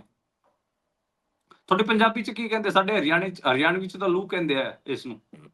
ਜੀ, ਲੂ ਹੀ ਕਹਿੰਦੇ ਆ, ਲੂ ਹੀ ਵਗ ਰਹੀ ਆ ਬਹੁਤ ਜ਼ਿਆਦਾ। ਹਾਂ ਅਤੇ ਅੱਗੇ ਚੱਲੀਏ, ਉਧਰ ਗੁਰਮੀਤ ਰਾਮ ਰਹੀਮ ਨੂੰ ਫਿਰ ਤੋਂ ਪੈਰੋਲ ਮਿਲ ਗਈ, ਬਾਹਰ ਆ ਗਿਆ ਅਗਲਾ 13ਵੀਂ ਵਾਰ ਤੇ 21 ਦਿਨ ਦੀ ਇਕੱਠੀ ਫੜ ਲਓ। ਹਾਂਜੀ, ਇੱਕ ਹਰਿਆਣਵੀ 'ਚ ਗਾਣਾ ਬੈਨ ਹੋਇਆਗਾ ਜੀ ਮਾਸੂਮ ਸ਼ਰਮਾ ਦਾ। ਉਹਦਾ ਉਹ ਗਾਣੇ ਦੇ ਬੋਲ ਨੇ, ਇੱਕ ਖਟੋਲਾ ਜੇਲ੍ਹ ਕੇ ਭੀਤਰ, ਇੱਕ ਖਟੋਲਾ ਜੇਲ੍ਹ ਕੇ ਬਾਹਰ। ਖਟੋਲਾ ਮਤਲਬ ਜਿਹੜਾ ਬੱਚੇ ਦਾ ਹੁੰਦਾ ਹੈ, ਛੋਟੀ ਜੀ, ਜਿਹੜਾ ਛੋਟਾ ਮੰਜਾ ਹੁੰਦਾ। ਤੁਸੀਂ ਕੀ ਕਹਿੰਦੇ ਹੋ ਜੀ ਇਸ ਨੂੰ ਪੰਜਾਬੀ 'ਚ, ਛੋਟੇ ਮੰਜੇ ਨੂੰ? ਪੀੜਾ ਕਹਿੰਦੇ ਆ, ਹਾਂ ਪੀੜੀ ਪੀੜਾ। ਹਾਂ ਹਾਂ। ਤੇ ਉਹ ਤਾਂ ਉਹੀ ਹੈ ਜੀ। ਰਾਮ ਰਹੀਮ ਦਾ ਇੱਕ ਜਿਹੜਾ ਖਟੋਲਾ ਹੈਗਾ ਉਹ ਜੇਲ੍ਹ ਦੇ ਅੰਦਰ ਘਲਿਆ ਹੋਇਆ ਹੈਗਾ, ਤੇ ਇੱਕ ਜੇਲ੍ਹ ਤੋਂ ਬਾਹਰ ਹੈਗਾ। ਤੁਸੀਂ ਯਕੀਨ ਮੰਨੋਗੇ ਰਾਮ ਰਹੀਮ ਨੂੰ ਪਿਛਲੇ 3-4 ਸਾਲਾਂ 'ਚ 13 ਵਾਰ ਫਰਲੋ ਮਿਲੀ ਹੈ, ਤੇ ਫਰਲੋ ਵੀ ਸਾਰੀ ਬਹੁਤ ਮਤਲਬ ਵੱਡੇ ਵੱਡੇ ਟਾਈਮ ਪੀਰੀਅਡ ਦੀ ਮਿਲੀ ਹੈ। ਜਦੋਂ ਲੋਕ ਸਭਾ ਦੇ ਚੋਣ ਚੱਲ ਰਹੇ ਸੀਗੇ ਉਦੋਂ ਇਹਨੂੰ 50 ਦਿਨ ਦੀ ਫਰਲੋ ਮਿਲੀ। ਤੇ ਜਦੋਂ ਹਰਿਆਣਾ ਦੇ ਵਿਧਾਨ ਸਭਾ ਦੇ ਚੋਣ ਸੀਗੇ ਉਦੋਂ 2 ਵਾਰ ਫਰਲੋ ਦਿੱਤੀ ਗਈ, ਇੱਕ ਵਾਰ 21 ਦਿਨਾਂ ਦੀ, ਇੱਕ ਵਾਰ 30 ਦਿਨਾਂ ਦੀ, ਯਾਨੀ ਕਿ 51 ਦਿਨਾਂ ਦੀ ਉਦੋਂ ਦਿੱਤੀ ਗਈ। ਤੇ ਜਦੋਂ ਹਰਿਆਣੇ 'ਚ ਨਗਰ ਨਿਗਮ ਦੇ ਚੋਣ ਚੱਲੇ ਉਦੋਂ ਵੀ ਰਾਮ ਰਹੀਮ ਨੂੰ ਫਰਲੋ ਦਿੱਤੀ ਗਈ, ਤੇ ਉਹ ਵੀ ਪੂਰੇ 30 ਦਿਨ ਦੀ। ਹੁਣ 21 ਦਿਨ ਦੀ ਫੇਰ ਦੁਬਾਰੇ ਤੋਂ ਫਰਲੋ ਦੇ ਦਿੱਤੀ ਗਈ ਹੈਗੀ ਆ। ਤੇ ਲਗਾਤਾਰ ਰਾਮ ਰਹੀਮ ਨੂੰ ਦਿੱਲੀ ਚੋਣਾਂ ਤੋਂ ਪਹਿਲਾਂ ਆਪਾਂ ਨੂੰ ਪਤਾ ਹੈ 28 ਜਨਵਰੀ ਨੂੰ ਦਿੱਲੀ 'ਚ ਚੋਣ ਹੋਣੇ ਸੀਗੇ ਜੀ, 5 ਫਰਵਰੀ ਨੂੰ, ਤੇ 28 ਜਨਵਰੀ ਨੂੰ ਰਾਮ ਰਹੀਮ ਨੂੰ ਫਰਲੋ ਦੇ ਦਿੱਤੀ ਗਈ ਸੀਗੀ ਪੂਰੇ 30 ਦਿਨਾਂ ਦੀ, ਤੇ ਹੁਣ ਦੁਬਾਰੇ ਤੋਂ ਦੇ ਦਿੱਤੀ। 2-3 ਦਿਨ ਪਹਿਲਾਂ ਆਪਾਂ ਆਸ਼ਾਰਾਮ ਬਾਪੂ ਦੀ ਗੱਲ ਕਰਕੇ ਹਟੇ ਹਾਂ। ਜਿਹੜਾ ਬਾਬਾ ਆਸ਼ਾਰਾਮ ਹੈਗਾ ਉਹਦੀ ਵੀ ਜਿਹੜੀ ਪੈਰੋਲ ਹੈਗੀ ਆ ਉਹ 31 ਜੁਲਾਈ ਤੱਕ ਵਧਾ ਦਿੱਤੀ ਹੈ। ਉਹ ਵੀ ਪਹਿਲਾਂ 1 ਜਨਵਰੀ ਨੂੰ ਬਾਹਰ ਆਇਆ ਸੀਗਾ, ਤੇ 31 ਜੁਲਾਈ ਯਾਨੀ ਕਿ 6-7 ਮਹੀਨੇ ਤੋਂ 7 ਮਹੀਨੇ ਤਾਂ ਉਹ ਬਾਹਰ ਹੀ ਰਹੂਗਾ ਜੀ। ਏਦਾਂ ਹੀ ਇਹਨੂੰ ਹੈ, ਕਦੇ ਮਹੀਨਾ ਅੰਦਰ ਰੱਖ ਲੈਂਦੇ ਨੇ, ਮਹੀਨਾ ਬਾਹਰ ਕੱਢ ਦਿੰਦੇ ਨੇ, ਮਹੀਨਾ ਅੰਦਰ ਰੱਖ ਲੈਂਦੇ ਨੇ, ਮਹੀਨਾ ਬਾਹਰ ਕੱਢ ਲੈਂਦੇ ਨੇ। ਇਹੀ ਇਹਦਾ ਚੱਲਿਆ ਆ ਰਿਹਾ ਜੀ। ਤੇ ਮਤਲਬ ਉਹ ਜਿਹੜਾ ਗਾਣਾ ਗਾ, ਇੱਕ ਖਟੋਲਾ ਜੇਲ੍ਹ ਦੇ ਭੀਤਰ, ਮਤਲਬ ਇੱਕ ਇਹਦਾ ਇੱਕ ਮੰਜਾ ਤਾਂ ਜੇਲ੍ਹ ਦੇ ਅੰਦਰ ਰੱਖਿਆ ਹੋਇਆ ਹੈਗਾ, ਇੱਕ ਸਰਸਾ ਡੇਰੇ 'ਚ ਰੱਖਿਆ ਹੋਇਆ ਹੈਗਾ। ਤੇ ਕਿੰਨੇ ਹੀਨੀਅਸ ਕ੍ਰਾਈਮਸ 'ਚ ਇਹ ਬੰਦ ਹੈਗਾ। ਪੱਤਰਕਾਰ ਦੀ ਮੌਤ ਦਾ ਇਹਦੇ ਤੇ ਕੇਸ ਚੱਲ ਰਿਹਾ ਹੈਗਾ ਜੀ। ਸਾਧਵੀ ਉਹਦੇ ਸਜ਼ਾ ਹੋ ਰੱਖੀ ਹੈ। ਸਾਧਵੀ ਦੇ ਰੇਪ ਦਾ ਤੇ ਉਹਨੂੰ ਮਾਰਨ ਦੀ ਸਜ਼ਾ ਇਹਦੇ ਤੇ ਹੋ ਰੱਖੀ ਜੀ। ਫਿਰ ਵੀ ਲਗਾਤਾਰ ਦੇਖੋ ਕਿੰਨੇ ਹੀਨੀਅਸ ਕ੍ਰਾਈਮ ਤੋਂ ਬਾਵਜੂਦ ਇਹਨੂੰ ਲਗਾਤਾਰ ਪੈਰੋਲ ਫਰਲੋ ਦਿੱਤੀ ਜਾ ਰਹੀ ਹੈ। ਇਹ ਤਾਂ ਸੀਰੀਅਸ ਸਵਾਲ ਹੈ ਹੀ ਹੈ। ਮਤਲਬ ਤੁਸੀਂ ਜਿਹੜੇ ਪੋਲੀਟੀਕਲ ਪ੍ਰਿਜ਼ਨਰਸ ਨੇ ਉਹਨਾਂ ਦੀ ਤਾਂ ਚੰਗੇ ਤਰੀਕੇ ਨਾਲ ਤੁਸੀਂ ਜਿਹੜੇ ਕਾਰਵਾਈਆਂ ਨੇ ਉਹ ਹੀ ਅੱਗੇ ਨਹੀਂ ਵਧਾ ਰਹੇ। ਮੈਂ ਜਿਹੜੇ ਦਿੱਲੀ ਜੋ ਕੁਝ ਹੋਇਆ 2020 ਚ ਮੁਸਲਮਾਨਾਂ ਦੇ ਉਲਟ ਜਿਹੜੇ ਦੰਗੇ ਹੋਏ ਸੀਗੇ, ਮੁਸਲਮਾਨਾਂ ਦੇ ਘਰ ਸਾੜੇ ਗਏ, ਉਹਦੇ ਚ ਆਪਾਂ ਨੂੰ ਪਤਾ ਕਿ ਮੁਸਲਮਾਨਾਂ ਨੂੰ ਅੰਦਰ ਤਿਹਾੜ ਚ ਬੰਦ ਕਰ ਰੱਖਿਆ ਗਾ। ਉਮਰ ਖਾਲਿਦ ਵਰਗੇ ਕਈ ਹੋਰ ਸਾਰੇ ਨੌਜਵਾਨ ਅੰਦਰ ਨੇ ਜੀ, ਸਰਜੀਲ ਇਮਾਮ ਵਰਗੇ, ਤੇ ਉਹਨਾਂ ਦੇ ਤਾਂ ਅਜੇ ਤੱਕ ਟ੍ਰਾਇਲ ਵੀ ਸ਼ੁਰੂ ਨਹੀਂ ਹੋਏ। ਫਰਲੋ ਤੱਕ ਹੀ ਮਿਲਣੀ ਉਹਨਾਂ ਨੂੰ ਵਿਚਾਰਿਆਂ ਨੂੰ, ਪਰੋਲ ਤੱਕ ਹੀ ਮਿਲਣੀ। ਤੇ ਜਿਹੜੇ ਮਤਲਬ ਤੁਸੀਂ ਇਹ ਆਪ ਲਾਓ ਕਿ ਜਿਹੜੇ ਪੋਲੀਟੀਕਲ ਪ੍ਰਿਜ਼ਨਰ ਨੇ, ਜਿਨ੍ਹਾਂ ਨੂੰ ਸਟੇਟ ਨੇ ਧੱਕੇ ਨਾਲ ਬੰਦ ਕੀਤਾ ਹੋਇਆ, ਉਹਨਾਂ ਨੂੰ ਕੋਈ ਫਰਲੋ ਨਹੀਂ। ਉਹਨਾਂ ਨਾਲ ਐਵੇਂ ਧੱਕਾ ਹੋ ਰਿਹਾ ਹੈਗਾ ਕਿ ਤੇ ਜਿਹੜਾ ਹੀਨੀਅਸ ਕ੍ਰਾਈਮ ਕਰਕੇ, ਹੀਨੀਅਸ ਤੋਂ ਵੀ ਹੀਨੀਅਸ ਕ੍ਰਾਈਮ ਕਰਕੇ ਅੰਦਰ ਗਿਆ ਹੋਇਆ ਹੋਗਾ, ਉਹਨੂੰ ਸਟੇਟ ਲਗਾਤਾਰ ਫਰਲੋ ਤੇ ਪਰੋਲ ਸਾਰਾ ਕੁਝ ਦੇ ਰਿਹਾ ਹੈਗਾ ਜੀ। ਜੀ, ਸੋ ਅਗਲੀ ਖਬਰ ਦੇ ਵੱਲ ਜੇਕਰ ਚੱਲੀਏ ਤਾਂ ਦਿੱਲੀ ਦੇ ਵਿੱਚ ਭਾਜਪਾ ਬਾਹਲੀ ਸਖਤ ਹੈ, ਖਾਸ ਤੌਰ ਤੇ ਇਹ ਮੀਟ ਚਿਕਨ ਸ਼ਾਪਸ ਦੇ ਨੂੰ ਲੈ ਕੇ। ਪਹਿਲਾਂ ਇਹਨਾਂ ਦਾ ਬੰਦਾ ਕਹੀ ਜਾਂਦਾ ਸੀ ਕਿ ਨਾਮ ਲਿਖੋ ਆਪੋ ਆਪਣੇ, ਤੇ ਹੁਣ ਦੁਕਾਨਾਂ ਬੰਦ ਕਰਾਉਣ ਤੇ ਤੁਲੇ ਹੋਏ ਨੇ। ਇਹ ਪੱਕੇ ਤੌਰ ਤੇ ਬੰਦ ਕਰਾਉਣ ਜਾ ਰਹੇ ਨੇ ਜਾਂ ਫਿਰ ਕੀ ਮਾਜਰਾ ਹੈ ਜੀ? ਇਸ ਖਬਰ ਤੇ ਚਾਨਣਾ ਪਾਇਓ। ਹਾਂਜੀ, ਇਹ ਇੱਕ ਵੀਡੀਓ ਆਇਆ ਹੈਗਾ ਜੀ ਚਿਤਰੰਜਨ ਪਾਰਕ ਦਾ, ਤੇ ਉੱਥੇ ਬੇਸਿਕਲੀ ਉਹ ਜਿਹੜਾ ਇਲਾਕਾ ਹੈਗਾ, ਉੱਥੇ ਬੰਗਾਲੀ ਜ਼ਿਆਦੇ ਰਹਿੰਦੇ ਨੇ, ਪੱਛਮ ਬੰਗਾਲ ਤੋਂ ਆਏ ਹੋਏ ਲੋਕ ਜ਼ਿਆਦੇ ਰਹਿੰਦੇ ਨੇ, ਤੇ ਉੱਥੇ ਬੇਸਿਕਲੀ ਮੱਛੀ ਮਾਰਕੀਟ ਹੈਗੀ ਆ। ਤੇ ਉੱਥੇ ਬੀਜੇਪੀ ਦੇ ਕਈ ਸਾਰੇ ਵਰਕਰ ਗਏ ਸੀਗੇ, ਉਹਨਾਂ ਦੀ ਵੀਡੀਓਜ਼ ਵੀ ਲਗਾਤਾਰ ਵਾਇਰਲ ਹੋ ਰਹੀਆਂ ਨੇ, ਤੇ ਉਹਨਾਂ ਨੇ ਮੱਛੀ ਮਾਰਕੀਟ 'ਚ ਜਾ ਕੇ ਐਲਾਨ ਕੀਤਾ ਕਿ ਇਹਨੂੰ ਤੁਸੀਂ ਬੰਦ ਕਰੋ। ਇੱਥੋਂ ਮਾੜੀ ਦੂਰ ਸਾਡਾ ਜਿਹੜਾ ਮੰਦਿਰ ਹੈ, ਇਸ ਕਰਕੇ ਤੁਸੀਂ ਇੱਥੋਂ ਸਾਰੀ ਮਾਰਕੀਟ ਨੂੰ ਬੰਦ ਕਰੋ। ਜਦਕਿ ਉਹ ਜਿਹੜੀ ਸਾਰੀ ਮਾਰਕੀਟ ਹੈਗੀ ਆ, ਉਹ ਡੀਡੀਏ ਦੀ ਮਾਰਕੀਟ ਹੈ, ਯਾਨੀ ਕਿ ਦਿੱਲੀ ਜਿਹੜਾ ਡਿਵੈਲਪਮੈਂਟ ਅਥਾਰਟੀ ਹੈਗੀ ਆ, ਉਹਦੀ ਉਹ ਮਾਰਕੀਟ ਹੈ। ਉਹ ਸਰਕਾਰੀ ਮਾਰਕੀਟ ਹੈ, ਉਹ ਕੋਈ ਏਦਾਂ ਵੀ ਪ੍ਰਾਈਵੇਟ ਮਾਰਕੀਟ ਵੀ ਨਹੀਂ ਕਿ ਕੋਈ ਉੱਥੇ ਲਾ ਕੇ ਰੇੜੀ ਲਾ ਕੇ ਖੜਿਆ ਹੋ ਗਿਆ ਹੋਵੇ। ਤੇ ਉਹਨੂੰ ਉਹ ਬੰਦ ਕਰਾਉਣ ਵਾਸਤੇ ਗਏ ਸੀਗੇ।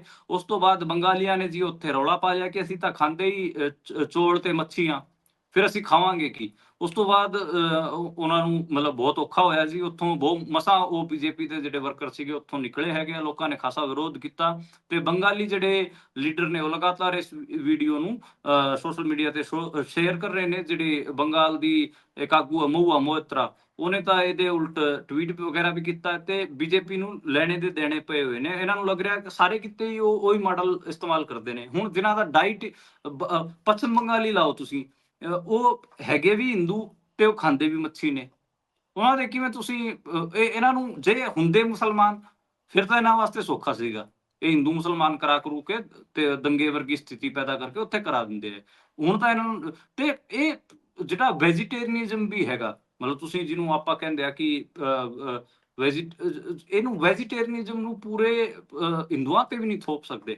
ਅੱਡ-ਅੱਡ ਥਾਵਾਂ ਦੇ ਜਿਹੜੇ ਹਿੰਦੂ ਹੈਗੇ ਉਹ ਅੱਡ-ਅੱਡ ਕਿਸਮ ਦੀਆਂ ਚੀਜ਼ਾਂ ਖਾਂਦੇ ਨੇ। ਹੁਣ ਨਾਰਥ ਈਸਟ ਦੇ ਜਿਹੜੇ ਹਿੰਦੂ ਨੇ ਉਹ ਤਾਂ ਜੀ ਗਾਂ ਵੀ ਖਾਂਦੇ ਨੇ, ਗੋਆ 'ਚ ਗਾਂ ਖਾਈ ਜਾਂਦੀ ਹੈ। ਉੱਥੇ ਤਾਂ ਇਹ ਬੀਫ ਬੈਨ ਤੇ ਕਦੇ ਵੀ ਗੱਲ ਨਹੀਂ ਕਰਦੇ। ਬੀਫ ਬੈਨ ਬਾਰੇ ਗੱਲ ਕਰਨਗੇ ਮੱਧ ਪ੍ਰਦੇਸ਼, ਰਾਜਸਥਾਨ, ਉੱਤਰ ਪ੍ਰਦੇਸ਼, ਹਰਿਆਣਾ, ਇੱਥੇ ਆ ਕੇ ਗੱਲ ਕਰਨਗੇ, ਉਹਨੂੰ ਇਸ਼ੂ ਬਣਾਉਣਗੇ।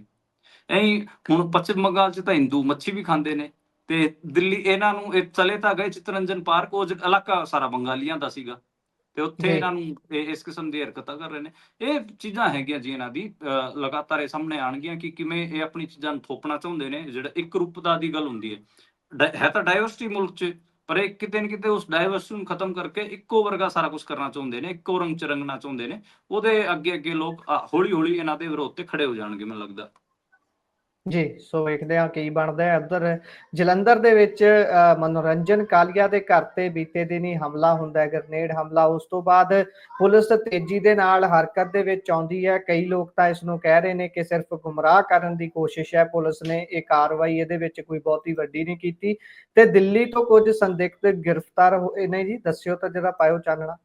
ਹਾਂਜੀ, ਦਿੱਲੀ 'ਚ ਕੁਛ ਲੋਕਾਂ ਦੀ ਗ੍ਰਿਫਤਾਰੀ ਹੋਈ ਹੈ, ਕੁਛ ਨੌਜਵਾਨਾਂ ਦੀ, ਤੇ ਉਹਨਾਂ ਨੂੰ ਕਿਤੇ ਨਾ ਕਿਤੇ ਅੱਡ-ਅੱਡ ਥਾਵਾਂ ਤੇ ਜੋੜਿਆ ਜਾ ਰਿਹਾ ਹੈਗਾ। ਕੋਈ ਕਹਿ ਰਿਹਾ ਹੈਗਾ ਕਿ ਜਿਹੜਾ ਪਾਕਿਸਤਾਨੀ ਡੋਨ ਹੈ ਭੱਟੀ, ਉਹਦੇ ਨਾਲ ਕਿਤੇ ਉਹਨਾਂ ਨੂੰ ਜੋੜ ਦਿੱਤਾ ਜਾਂਦਾ। ਕਦੇ ਉਹ ਕਹਿੰਦੇ ਨੇ ਉਹਨਾਂ ਨਾਲ ਇਹਨਾਂ ਦਾ ਕੋਈ ਮਤਲਬ ਨਹੀਂ ਹੈ। ਤੇ ਅੱਡ-ਅੱਡ ਕਿਸਮ ਦੀਆਂ ਚੀਜ਼ਾਂ ਨੇ ਇਹਦੇ 'ਚ ਨਿਕਲ ਕੇ ਸਾਹਮਣੇ ਆ ਰਹੀਆਂ ਨੇ। ਜਿਹੜੇ ਮਜੀਠੀਆ ਨੇ, ਵਿਕਰਮ ਮਜੀਠੀਆ, ਉਹਨਾਂ ਨੇ ਇਸ ਤੇ ਉਲਟ ਪ੍ਰੈਸ 'ਚ ਬੋਲਿਆ ਗਾ ਜੀ ਕਿ ਜਿਹੜੀ ਪੁਲਿਸ ਹੈ, ਪੰਜਾਬ ਪੁਲਿਸ, ਉਹਨਾਂ ਤੇ ਕੋਈ ਐਤਬਾਰ ਨਹੀਂ ਕੀਤਾ ਜਾ ਸਕਦਾ। ਉਹ ਲਗਾਤਾਰ ਇਸ ਮਾਮਲੇ ਤੇ ਗੁੰਮਰਾਹ ਕਰ ਰਹੀ ਹੈ। ਤੇ ਉਹਨਾਂ ਨੇ ਕਿਹਾ ਕਿ ਪਿਛਲੇ ਕੁਝ ਦਿਨਾਂ ਅੰਦਰ 17 ਬਲਾਸਟ ਹੋਏ ਨੇ ਪੰਜਾਬ 'ਚ। ਆਮ ਆਦਮੀ ਜਿਹੜੇ ਆਮ ਲੋਕ ਨੇ ਉਹ ਬਿਲਕੁਲ ਵੀ ਸੇਫ ਨਹੀਂ ਤੇ ਕਾਲੀਆ ਵਰਗੇ ਲੋਕ ਸੇਫ ਨਹੀਂ ਹੈਗੇ ਤਾਂ ਆਮ ਲੋਕ ਕਿਵੇਂ ਸੇਫ ਹੋਣਗੇ। ਇਹ ਗੱਲਾਂ ਉਹਨਾਂ ਨੇ ਕਈਆਂ ਹੈਗੀਆਂ ਜੀ। ਬਾਕੀ ਜਿਹੜਾ ਲਗਾਤਾਰ ਇਹ ਗੱਲ ਤਾਂ ਨਿਕਲ ਕੇ ਆ ਰਹੀ, ਜਿਵੇਂ ਕੱਲ ਇਹ ਖਬਰ ਸੀ ਕਿ ਲਾਰੈਂਸ ਬਿਸ਼ਨੋਈ ਦੀ ਗੈਂਗ ਨਾਲ ਜੁੜੇ ਹੋਏ ਨੇ। ਤੇ ਅੱਜ ਸਵੇਰ ਇਹਨਾਂ ਨੂੰ ਜਿਹੜੇ ਪਾਕਿਸਤਾਨ ਦੀ ਭੱਟੀ ਗੈਂਗ ਹੈਗੀ ਆ ਉਹਦੇ ਨਾਲ ਜੋੜ ਦਿੱਤਾ ਸੀਗਾ। ਅੱਗੇ ਹੁਣ ਕੁਝ ਹੋਰ ਨਿਕਲ ਕੇ ਆ ਰਿਹਾ ਹੈਗਾ ਤੇ ਹੁਣ ਦੇਖਦੇ ਹਾਂ ਕਿ ਨਿਕਲਦਾ ਬਣਦਾ ਕੀ ਇਹਦੇ 'ਚ। ਪਰ ਅੱਡ ਕਿਸਮ ਦੇ ਇਸ ਤੇ ਮਤਲਬ ਦਾਵਾ ਕੀਤਾ ਜਾ ਰਿਹਾ ਹੈਗਾ। ਇਸ ਤੇ NIA ਨੂੰ ਵੀ ਇਹ ਜਾਂਚ ਸੌਂਪੀ ਜਾਊਗੀ ਤੇ ਕੁਝ ਦਿਨਾਂ ਬਾਅਦ NIA ਵੀ ਇੱਥੇ ਆਊਗੀ ਪੰਜਾਬ 'ਚ। ਹਾਲਾਂਕਿ ਜੀ NIA ਦੇ ਗੇੜੇ ਪੰਜਾਬ 'ਚ ਲੱਗਦੇ ਹੀ ਰਹਿੰਦੇ ਨੇ। ਉਹ ਜ਼ਿਆਦਾ ਐਕਟਿਵਿਸਟਾਂ ਨੂੰ ਜ਼ਿਆਦਾ ਤੰਗ ਕਰਦੀ ਹੈ ਤੇ ਜਿਹੜੇ ਹੋਰ ਜਿਹੜੇ ਓਰੀਜਨਲ ਮਾਮਲੇ ਹੁੰਦੇ ਉਹਨਾਂ 'ਚ ਉਹ ਕੋਈ ਕਾਰਵਾਈ ਕਰਦੀ ਨਹੀਂ। ਖੈਰ ਦੇਖਦੇ ਹਾਂ ਅੱਗੇ ਬਣਦਾ ਕੀ ਹੈ ਜੀ। ਉਧਰ ਪੱਪਲਪ੍ਰੀਤ ਨੂੰ ਅਸਮ ਦੀ ਡਿਬਰੂਗੜ੍ਹ ਜੇਲ੍ਹ ਤੋਂ ਪੰਜਾਬ ਲਿਆਉਣ ਦੀ ਤਿਆਰੀ ਕੀਤੀ ਜਾ ਰਹੀ ਹੈ ਜੀ। ਹੁਣ ਕੀ ਅੱਗੇ NSA ਨਹੀਂ ਵਧਾਈ ਜਾਊਗੀ? ਹਾਂ, ਗੱਲ ਤਾਂ ਲਗਾਤਾਰ ਇਹੀ ਨਿਕਲ ਕੇ ਆ ਰਹੀ ਹੈ। ਅਜੇ ਟ੍ਰਾਂਸਫਰ ਤਾਂ ਕੀਤਾ ਨਹੀਂ ਗਿਆ ਜੀ। ਜਦੋਂ ਤੱਕ ਟ੍ਰਾਂਸਫਰ ਨਹੀਂ ਹੋ ਜਾਂਦਾ ਉਦੋਂ ਤੱਕ ਤਾਂ ਮਤਲਬ ਆਪਾਂ ਕਹਿ ਨਹੀਂ ਸਕਦੇ ਨਾ। ਲਗਾਤਾਰ ਖਬਰਾਂ ਤਾਂ ਹੀ ਛਪ ਰਹੀਆਂ ਨੇ ਕਿ ਪੱਪਲਪ੍ਰੀਤ ਨੂੰ ਕਿਤੇ ਨਾ ਕਿਤੇ ਇੱਥੇ ਸ਼ਿਫਟ ਕੀਤਾ ਜਾਊਗਾ। ਟ੍ਰਾਂਜ਼ਿਟ ਰਿਮਾਂਡ ਦੀ ਵੀ ਗੱਲ ਆ ਰਹੀ ਹੈ ਕਿ ਪੰਜਾਬ ਪੁਲਿਸ ਨੂੰ ਟ੍ਰਾਂਜ਼ਿਟ ਰਿਮਾਂਡ ਦਿੱਤਾ ਜਾਊਗਾ। ਤੇ ਜਿਹੜੀ FIR ਨੰਬਰ 39 ਹੈ ਉਹਦੇ 'ਚ ਕਿਤੇ ਨਾ ਕਿਤੇ ਇਸ ਪੱਪਲਪ੍ਰੀਤ ਨੂੰ ਇੱਥੇ ਕਹਿ ਰਹੇ ਨੇ ਕਿ ਟ੍ਰਾਂਜ਼ਿਟ ਰਿਮਾਂਡ ਤੇ ਲੈ ਕੇ ਆਇਆ ਜਾਊਗਾ ਤੇ ਉਹਨਾਂ ਦੀ NSA ਉਹ ਵਧਾਈ ਨਹੀਂ ਜਾ ਰਹੀ। ਇਹ ਸਿਰਫ ਇੰਨੀ ਖਬਰ ਲਗਾਤਾਰ ਸਰਕੂਲੇਟ ਹੋ ਰਹੀ ਹੈ। ਇਹ ਤੋਂ ਇਲਾਵਾ ਕੋਈ ਹੋਰ ਕੰਕਰੀਟ ਇਹਦੇ ਤੇ ਕੋਈ ਜਾਣਕਾਰੀ ਨਹੀਂ ਨਿਕਲ ਕੇ ਆ ਰਹੀ। ਜਦੋਂ ਤੱਕ ਮੈਂ ਉਹਨਾਂ ਦੇ ਵਕੀਲ ਨਾਲ ਵੀ ਗੱਲ ਕਰਾਂਗਾ। ਮਤਲਬ ਬੇਸਿਕਲੀ ਕਈ ਸਾਰੇ ਵਕੀਲ ਨੇ ਜਿਹੜੇ ਇਹਨਾਂ ਦੇ ਕੰਮ ਦੇਖ ਰਹੇ ਨੇ। RS ਬੈਂਸ ਉਹਨਾਂ ਚੋਂ ਇੱਕ ਨੇ। ਮੈਂ ਉਹਨਾਂ ਦੇ ਸੰਪਰਕ 'ਚ ਹੈਗਾ। ਮੈਂ 1-2 ਦਿਨਾਂ ਤੱਕ ਪੂਰੀ ਉਹਨਾਂ ਨਾਲ ਗੱਲਬਾਤ ਕਰਕੇ ਇਸ ਮਾਮਲੇ ਤੇ ਸਾਰੀ ਗੱਲ ਤੇ ਜ਼ਰੂਰ ਮੈਂ ਗੱਲ ਰੱਖਾਂਗਾ ਜੀ। ਜੀ ਤੇ ਉਧਰ ਪਾਸਟਰ ਬਜਿੰਦਰ ਦੀ ਜੇਕਰ ਗੱਲ ਕਰ ਲਈਏ, ਜਿਹੜੇ ਸਪੋਰਟਰ ਨੇ ਉਹ ਰੇਪ ਪੀੜਤਾਂ ਨੂੰ ਡਰਾ ਰਹੇ ਨੇ ਹੁਣ। ਹਾਂਜੀ, ਲਗਾਤਾਰ ਇਹ ਗੱਲ ਚੱਲ ਰਹੀ ਹੈ ਕਿ ਜਿਹੜੇ ਪਾਸਟਰ ਬਜਿੰਦਰ ਦੇ ਜਿਹੜੇ ਸਹਿਯੋਗੀ ਨੇ ਉਹਨਾਂ ਦੇ ਜਿਹੜੇ ਸੋਸ਼ਲ ਮੀਡੀਆ ਪੇਜ ਚੱਲਦੇ ਨੇ, IT ਸੈੱਲ ਵਾਲੇ ਜਿਹੜੇ ਅਕਾਊਂਟ ਨੇ ਉਹਨਾਂ 'ਚ ਲਗਾਤਾਰ ਉਸ ਜਿਹੜੀ ਪੀੜਿਤਾ ਹੈਗੀ ਆ ਉਹਦੀ ਜਿਹੜੀ ਪਛਾਣ ਹੈਗੀ ਆ ਉਹਨੂੰ ਵਾਇਰਲ ਕੀਤਾ ਜਾ ਰਿਹਾ ਹੈਗਾ। ਉਹਦੇ ਘਰ ਦਾ ਐਡਰੈਸ ਵੀ ਦੱਸਿਆ ਜਾ ਰਿਹਾ ਹੈਗਾ ਜੀ। ਉਹਦੇ ਫੋਨ ਨੰਬਰ ਦੱਸੇ ਜਾ ਰਹੇ ਨੇ। ਇਹ ਲਗਾਤਾਰ ਗੱਲ ਚੱਲ ਰਹੀ ਹੈ। ਹਾਲਾਂਕਿ ਜਿਹੜੀ ਪੀੜਿਤਾ ਨੇ ਦੇ ਉਲਟ FIR ਦਰਜ ਕਰਾਈ ਹੈਗੀ ਆ ਤੇ 6 ਲੋਕਾਂ ਤੇ ਪੁਲਿਸ ਨੇ ਕਿਤੇ ਨਾ ਕਿਤੇ ਨਾਂ ਲਿਖੇ ਨੇ। ਇਸ ਤੇ ਮਾਮਲਾ ਦਰਜ ਹੋਇਆਗਾ ਜੀ। ਤੇ ਜਿਹੜੇ ਪਾਦਰੀ ਦੇ ਸਮਰਥਕ ਹੈਗੇ ਆ ਪੀੜਿਤਾ ਨੂੰ ਲਗਾਤਾਰ ਬਦਨਾਮ ਕਰ ਰਹੇ ਨੇ। ਈਵਨ ਜਿਹੜੇ ਉਹਨਾਂ ਦੇ ਇੱਕ ਕਹਿ ਲਓ ਕਿ ਇੱਕ WhatsApp ਗਰੁੱਪ ਬਣਾ ਰੱਖਿਆ ਹੈਗਾ ਉਹਦੇ 'ਚ ਇਹ ਸਾਰੀਆਂ ਵੀਡੀਓਜ਼ ਪਾ ਰਹੇ ਨੇ। ਤੇ ਇੱਕ YouTube ਚੈਨਲ ਤੇ ਜਿਹੜਾ ਕਿ ਅਨਆਥੋਰਾਈਜ਼ ਸੀਗਾ ਬਜਿੰਦਰ ਦੇ ਸਮਰਥਕਾਂ ਦਾ ਚੈਨਲ ਹੈਗਾ। ਹੁਣ ਤਾਂ ਉਹਨੂੰ ਰਿਮੂਵ ਕਰ ਦਿੱਤਾ ਗਿਆ ਹੈਗਾ। 3 ਅਪ੍ਰੈਲ ਨੂੰ ਜੀ ਇੱਕ ਵੀਡੀਓ ਅਪਲੋਡ ਕਰ ਦਿੱਤਾ ਗਿਆ ਸੀ ਜਿਹਦੇ 'ਚ ਉਸ ਪੀੜਿਤਾ ਦੀ ਵੀਡੀਓ ਵੀ ਸੀਗੀ ਤੇ ਹੋਰ ਵੀ ਕਈ ਚੀਜ਼ਾਂ ਸੀਗੀਆਂ। ਤੇ ਜਿਹੜੇ ਉਹ ਜਿਹੜੀ ਪੀੜਿਤਾ ਹੈਗੀ ਆ ਉਹਦੇ ਪਤੀ ਦਾ ਨਾਮ ਵੀ ਵਾਇਰਲ ਕੀਤਾ ਜਾ ਰਿਹਾ। ਫੋਟੋ ਪਤਾ ਜਿਹੜੀ ਉਹਨਾਂ ਦੀ ਸੋਸ਼ਲ CCTV ਫੁਟੇਜ ਹੈ ਉਹਨਾਂ ਦੀ ਫੁਟੇਜ ਵੀ ਉਹਨਾਂ ਨੇ ਇਕੱਠੀ ਕੀਤੀ ਹੋਈ ਹੈ ਜਿਹੜੇ ਪਾਸਟਰ ਬਜਿੰਦਰ ਦੇ ਸਮਰਥਕ ਨੇ। ਤੇ ਉਹ ਵੀ ਲਗਾਤਾਰ ਸੋਸ਼ਲ ਮੀਡੀਆ ਤੇ ਵਾਇਰਲ ਕਰ ਰਹੇ ਨੇ ਜੀ। ਤੇ ਜਿਹੜੇ ਉਹਨਾਂ ਦੇ ਫੋਨ ਨੰਬਰ ਨੇ ਉਹ ਫੋਨ ਨੰਬਰ ਵਾਇਰਲ ਹੋਣ ਤੋਂ ਬਾਅਦ ਲਗਾਤਾਰ ਪੀੜਿਤਾ ਨੂੰ ਤੇ ਉਹਦੇ ਘਰਦਿਆਂ ਨੂੰ ਫੋਨ ਆ ਰਹੇ ਨੇ। ਫੋਨ ਕਾਲਾਂ ਤੇ ਉਹਨਾਂ ਨੂੰ ਗਾਲਾਂ ਕੱਢੀਆਂ ਜਾ ਰਹੀਆਂ ਨੇ। ਇਹ ਚੀਜ਼ ਲਗਾਤਾਰ ਨਿਕਲ ਕੇ ਸਾਹਮਣੇ ਆ ਰਹੀ ਹੈ ਜੀ। ਉਧਰ ਸਿੱਧੂ ਮੂਸੇਵਾਲਾ ਕਤਲ ਮਾਮਲੇ ਦੇ ਵਿੱਚ ਹੁਣ ਨਵਾਂ ਮੋੜ ਆਇਆ ਜੀ। ਇਹ ਕੀ ਹੈ ਨਵਾਂ ਮੋੜ? ਹਾਂਜੀ, ਜਿਹੜਾ ਇੱਕ ਪੰਜਾਬ ਯੂਨੀਵਰਸਿਟੀ ਦਾ ਐਕਸ ਸਟੂਡੈਂਟ ਲੀਡਰ ਸੀਗਾ ਜੀਵਨਜੋਤ ਸਿੰਘ, ਜੁਗਨੂ ਉਹਨੂੰ ਕਹਿੰਦੇ ਹੁੰਦੇ ਸੀਗੇ। ਤੇ ਜੁਗਨੂ ਇੰਡੀਆ ਤੋਂ ਭੱਜਣ ਦੀ ਤਿਆਰੀ ਕਰ ਰਿਹਾ ਸੀਗਾ ਤੇ ਉਹਦੇ ਲੁੱਕ ਆਊਟ ਨੋਟਿਸ ਸੀਗੇ ਜੀ। ਜਦੋਂ ਉਹ ਦਿੱਲੀ 에ਅਰਪੋਰਟ ਤੇ ਪਹੁੰਚਿਆ ਉਦੋਂ ਉਹਨੂੰ ਫੜ ਲਿਆ ਗਿਆ ਤੇ ਹੁਣ ਉਹਦੀ ਜਿਹੜੀ ਆਪਾਂ ਕਹਿ ਲਈਏ ਕਿ ਲਗਾਤਾਰ ਉਹਦੀ ਪੁੱਛਗਿੱਛ ਚੱਲ ਰਹੀ ਹੈ। ਤੇ ਇਹਦੇ ਤੇ ਮੂਸੇਵਾਲਾ ਦੇ ਫਾਦਰ ਸਾਹਿਬ ਨੇ ਬਲਕੌਰ ਸਿੱਧੂ ਨੇ ਸੋਸ਼ਲ ਮੀਡੀਆ ਦੀ ਪੋਸਟ ਲਿਖੀ ਸੀ ਕਿ ਉਹਨਾਂ ਨੇ ਇਹ ਸਾਰੀਆਂ ਚੀਜ਼ਾਂ ਦੀ ਲਿਖਤ ਸ਼ਿਕਾਇਤਾਂ ਵੀ ਦਿੱਤੀਆਂ ਸੀ ਪਰ ਜਿਹੜੇ ਇਹ ਸਾਜ਼ਿਸ਼ਕਰਤਾ ਸੀ ਇਹਨਾਂ ਤੋਂ ਕੋਈ ਪੁੱਛਗਿੱਛ ਨਹੀਂ ਹੋਈ। ਇਹ ਉਹੀ ਜੀਵਨਜੋਤ ਹੈਗਾ ਜੀ, ਉਹੀ ਜੁਗਨੂ ਹੈਗਾ ਜਿਹਨੇ ਜਿਸ ਦਿਨ ਮੂਸੇਵਾਲਾ ਦਾ ਕਤਲ ਹੋਇਆ ਉਸ ਦਿਨ ਸਵੇਰੇ ਸੋਸ਼ਲ ਮੀਡੀਆ ਤੇ ਫੇਸਬੁੱਕ ਤੇ ਇੱਕ ਪੋਸਟ ਪਾਈ ਸੀ ਜਿਹਦੇ 'ਚ ਲਿਖਿਆ ਸੀਗਾ ਕਿ ਮਾਨਸਾ ਕੋਲ ਅੱਜ ਇੱਕ ਵੱਡਾ ਤੂਫਾਨ ਆਉਣ ਵਾਲਾ ਹੈਗਾ ਜੀ। ਉਸ ਤੋਂ ਬਾਅਦ ਜਦੋਂ ਰੌਲਾ ਪਿਆ ਇਹਦੀ ਡੈਥ ਹੋ ਗਈ ਮੂਸੇਵਾਲਾ ਦੀ ਉਦੋਂ ਫਿਰ ਇਸਨੇ ਉਹ ਸੋਸ਼ਲ ਮੀਡੀਆ ਪੋਸਟ ਡਿਲੀਟ ਕਰ ਲਈ ਸੀ। ਤੇ ਹੁਣ ਪਿਛਲੇ ਕਾਫੀ ਦਿਨਾਂ ਤੋਂ ਅੰਡਰਗਰਾਉਂਡ ਸੀਗਾ ਤੇ ਹੁਣ ਬਾਹਰ ਜਾਣਾ ਚਾਹ ਰਿਹਾ ਸੀਗਾ। ਤੇ ਜਿਹੜਾ ਲੁੱਕ ਆਊਟ ਸਰਕੂਲਰ ਹੁੰਦਾ, LOC ਜਿਹਨੂੰ ਕਿਹਾ ਜਾਂਦਾ, ਉਹਦੇ 'ਚ ਇਹਦਾ ਨਾਮ ਦਰਜ ਸੀਗਾ। ਦੇਖਦੇ ਹਾਂ ਜੀ ਕਿਵੇਂ ਇਹਦੇ ਤੇ ਅੱਗੇ ਗੱਲ ਨਿਕਲਦੀ ਹੈ। ਉਹਨਾਂ ਦੇ ਫਾਦਰ ਨੇ ਈਵਨ ਦਿਨ ਵੀ ਲਿਖੇ ਨੇ। ਉਹਨਾਂ ਨੇ ਕਿਹਾ ਕਿ 1045 ਦਿਨਾਂ ਬਾਅਦ ਵੀ ਲਗਾਤਾਰ ਮਤਲਬ ਸਿੱਧੂ ਦੇ ਜਾਣ ਤੋਂ 1045 ਦਿਨਾਂ ਬਾਅਦ ਜਿਹੜੀਆਂ ਸਾਡੀਆਂ ਲਿਖਤੀ ਸ਼ਿਕਾਇਤਾਂ ਦੇ ਬਾਵਜੂਦ ਮੇਰੇ ਪੁੱਤ ਸ਼ੁਭਦੀਪ ਦੇ ਕਤਲ ਦੀ ਸਾਜ਼ਿਸ਼ ਕਰਨ ਵਾਲਿਆਂ ਦੀ ਨਾ ਤਾਂ ਕੋਈ ਪੁੱਛਗਿੱਛ ਹੋਈ, ਨਾ ਹੀ ਕਿਸੇ ਨੂੰ ਨਾਮਜ਼ਦ ਕੀਤਾ ਗਿਆ। ਕਈ ਅਫਸਰਾਂ ਅਤੇ ਹੋਰ ਲੋਕਾਂ ਨੂੰ ਇਸ ਸਾਜ਼ਿਸ਼ ਪਹਿਲਾਂ ਤੋਂ ਪਤਾ ਸੀ, ਪਰ ਅੱਜ ਤੱਕ ਉਹਨਾਂ ਕੜੀਆਂ ਦੀ ਜਾਂਚ ਅੱਗੇ ਨਹੀਂ ਵਧੀ। ਇਹ ਫੇਸਬੁੱਕ ਪੋਸਟ ਸੀਗੀ ਜਿਹੜੀ ਉਹਨਾਂ ਨੇ ਆਪਣੇ ਸੋਸ਼ਲ ਮੀਡੀਆ ਤੇ ਪਾਈ ਹੈ ਜੀ। ਤੇ ਉਹਨਾਂ ਨੇ ਉਹ ਵੀ ਉਸ ਚੀਜ਼ ਦਾ ਵੀ ਜ਼ਿਕਰ ਕੀਤਾ ਜਿਹੜਾ ਜੁਗਨੂ ਨੇ ਲਿਖਿਆ ਸੀਗਾ ਕਿ ਮਾਨਸਾ 'ਚ ਅੱਜ ਸ਼ਾਮ ਤੱਕ ਤੂਫਾਨ ਆਉਣ ਵਾਲਾ ਹੈਗਾ, ਤੇ ਉਹਦਾ ਵੀ ਜ਼ਿਕਰ ਕੀਤਾ ਕਿ ਉਹ ਹੁਣ ਫੜਿਆ ਇਹਨਾਂ ਨੇ ਜੀ। ਸੋ ਆਖਰੀ ਖਬਰ ਦੇ ਵੱਲ ਆਈਏ ਤੇਜ਼ੀ ਦੇ ਨਾਲ, ਤੇ ਉਧਰ ਸਰਹੱਦੀ ਇਲਾਕਾ ਟਪਿਆਲਾ ਦੇ ਵਿੱਚ ਸਕੂਲ ਦੇ ਬਾਹਰ CM ਤੇ ਮੰਤਰੀਆਂ ਦਾ ਵਿਰੋਧ ਕਰਨ ਕਿਸਾਨ ਪਹੁੰਚਦੇ ਨੇ ਤੇ ਅੱਗੇ ਪੁਲਿਸ ਨਾਲ ਮੁਕਾਬਲਾ ਹੋ ਜਾਂਦਾ ਹੈ। ਹਾਂਜੀ, ਦੇਖੋ ਕਿਸਾਨਾਂ ਨੇ ਇਹ ਜਿਹੜਾ ਪ੍ਰੋਗਰਾਮ ਸੀ ਐਲਾਨਿਆ ਹੋਇਆ ਸੀਗਾ ਕਿ ਟਪਿਆਲੇ ਵਿੱਚ ਜਿਹੜਾ ਸੂਬੇ ਦਾ ਮੁੱਖ ਮੰਤਰੀ ਸੀ ਭਗਵੰਤ ਮਾਨ ਅਤੇ ਉਹਨਾਂ ਦੇ ਜਿਹੜੇ ਸਿੱਖਿਆ ਵਜ਼ੀਰ ਹੈਗੇ ਆ, ਉਹ ਪਹੁੰਚਣੇ ਸੀਗੇ ਤੇ ਉਹਨਾਂ ਦਾ ਵਿਰੋਧ ਦਾ ਐਲਾਨ ਇਹਨਾਂ ਨੇ ਕੀਤਾ ਹੋਇਆ ਸੀਗਾ। ਪਿਛਲੇ 4-5 ਦਿਨਾਂ ਤੋਂ ਕਿਸਾਨਾਂ ਦੀ ਤਿਆਰੀ ਚੱਲ ਰਹੀ ਸੀਗੀ, ਪਰ ਜਦੋਂ ਇਹ ਪਤਾ ਲੱਗਿਆ ਕਿ ਕਿਸਾਨ ਉੱਥੇ ਬਿਲਕੁਲ ਜਿਹੜੇ ਪੁਲਿਸ ਦੇ ਬੈਰੀਗੇਡ ਸੀ ਉੱਥੋਂ ਤੱਕ ਪਹੁੰਚ ਗਿਆ ਹੈਗਾ, ਫਿਰ ਲਾਸਟ ਮਿੰਟ ਤੇ CM ਭਗਵੰਤ ਮਾਨ ਨੇ ਆਪਣਾ ਪ੍ਰੋਗਰਾਮ ਡ੍ਰੌਪ ਕਰ ਦਿੱਤਾ ਜੀ। ਉਹ ਉੱਥੇ ਨਹੀਂ ਪਹੁੰਚੇ। ਸਿੱਖਿਆ ਮੰਤਰੀ ਇਕੱਲੇ ਪਹੁੰਚੇ ਤੇ ਸਿੱਖਿਆ ਮੰਤਰੀ ਤੋਂ ਵੀ ਸਵਾਲ ਜਵਾਬ ਕਰਨ ਦੀ ਕੋਸ਼ਿਸ਼ ਕੀਤੀ। ਉਸ ਤੋਂ ਬਾਅਦ ਪੁਲਿਸ ਨੇ ਮਤਲਬ ਉੱਥੇ ਕਿਸਾਨਾਂ ਨੂੰ ਅੱਗੇ ਨਹੀਂ ਵਧਣ ਦਿੱਤਾ। ਮਨੀਸ਼ ਸਿਸੋਦੀਆ ਨੇ ਵੀ ਆਉਣਾ ਸੀਗਾ, ਪਰ ਮਨੀਸ਼ ਸਿਸੋਦੀਆ ਵੀ ਇਸ ਤੇ ਨਹੀਂ ਆਇਆ। ਤੇ ਇਹ ਲਗਾਤਾਰ ਮਤਲਬ ਜਿਹੜਾ ਸ਼ੰਭੂ ਬਾਰਡਰ ਤੇ ਖਨੌਰੀ ਬਾਰਡਰ ਤੇ ਜਿਹੜਾ ਕ੍ਰੈਕਡਾਊਨ ਹੋਇਆ, ਉਹ ਤੋਂ ਬਾਅਦ ਹੀ ਲਗਾਤਾਰ ਕਿਸਾਨ ਇਸ ਲਈ ਤੇ ਚੱਲ ਰਹੇ ਨੇ ਕਿ ਜਦੋਂ ਵੀ ਇਹ ਪਿੰਡਾਂ 'ਚ ਵਾਪਸ ਆਣਗੇ ਇਹਨਾਂ ਦਾ ਵਿਰੋਧ ਕੀਤਾ ਜਾਊਗਾ ਤੇ ਇਹਨਾਂ ਦੇ ਉਲਟ ਅਸੀਂ ਖੜੇ ਹੋਵਾਂਗੇ। ਇਹ ਉਸੇ ਕੜੀ 'ਚ ਇਹ ਅੱਜ ਕਾਰਵਾਈ ਕਿਸਾਨਾਂ ਵੱਲੋਂ ਕੀਤੀ ਗਈ ਸੀਗੀ ਜੀ। ਸੋ ਪ੍ਰੋਗਰਾਮ ਦਾ ਸਮਾਂ ਇੱਥੇ ਹੀ ਸਮਾਪਤ ਹੁੰਦਾ ਹੈ। ਸੋ ਤੁਸੀਂ ਜੁੜੇ ਪੂਨੀਆ ਜੀ, ਬਹੁਤ ਬਹੁਤ ਧੰਨਵਾਦ। ਸ਼ੁਕਰੀਆ ਜੀ, ਧੰਨਵਾਦ।